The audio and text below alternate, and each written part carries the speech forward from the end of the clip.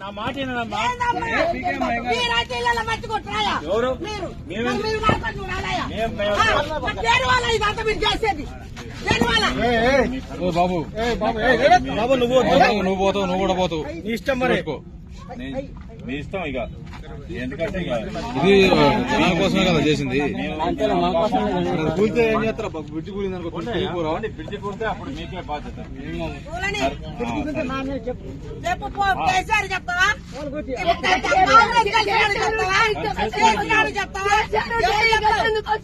కేసీఆర్ లేక కొత్త ప్రభుత్వం తెచ్చుకోరుగా